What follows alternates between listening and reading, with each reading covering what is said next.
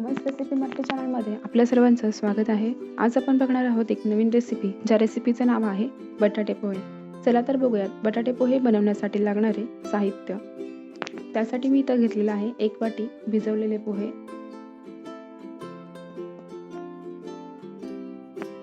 1 बारीक चिरलेला बटाटा, बारीक चिरलेली कोथिंबीर, बारीक चिरलेली हिरवी मिरची, कढीपत्ता, जिरे, मोहरी, हळद, चवीनुसार मीठ आणि शेंगदाणे। हे शेंगदाणे मी भाजून घेणार आहे। मी एक पॅन गरम करायला ठेवलेला आहे आणि त्यामध्ये मी आता शेंगदाणे भाजून घेणार आहे। अजूनपर्यंत तुम्ही माझा चॅनल सबस्क्राईब केला नसेल तर सबस्क्राईब करा आणि त्यानंतर येणाऱ्या बेल आयकॉनवरती क्लिक करा, म्हणजे माझ्या नवीन व्हिडिओचे नोटिफिकेशन तुम्हाला मिळतील। इथे माझे शेंगदाणे भाजून झालेले आहेत।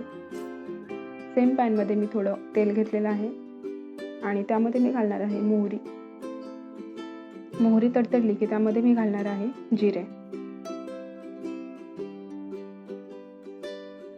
जिरे भाजले की त्यामध्ये मी आता घालणार आहे बारीक चिरलेली हिरवी मिरची। ही मिरची तुम्ही तुमच्या तिखटानुसार कमी जास्त घालू शकता। आणि आता मी त्यामध्ये घालणार आहे कढीपत्ता।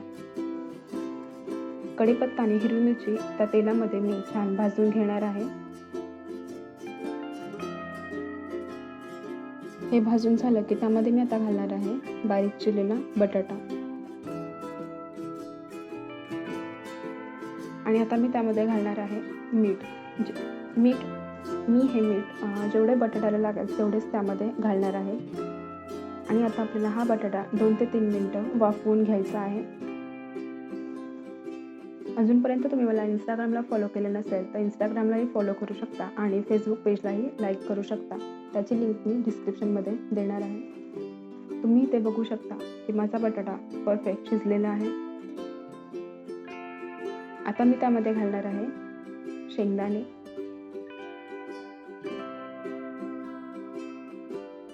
आणि हळद।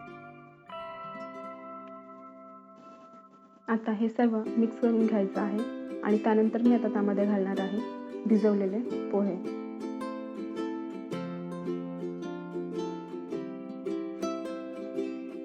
आणि आता मी यावरती थोडं मीठ घालणार आहे। आता हे सर्व एकत्र करून आपल्याला हे पोहे 2 ते 3 मिनिटं परत वाफवून घ्यायचं आहे। त्यामुळे पोह्यांना खूप छान टेस्ट येते।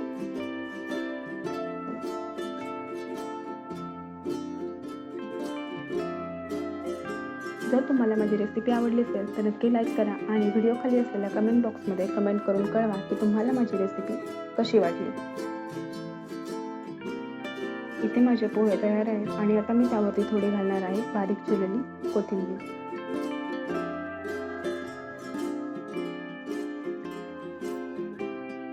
तुम्ही माझा व्हिडिओ शेवटपर्यंत पाहिला त्यासाठी धन्यवाद।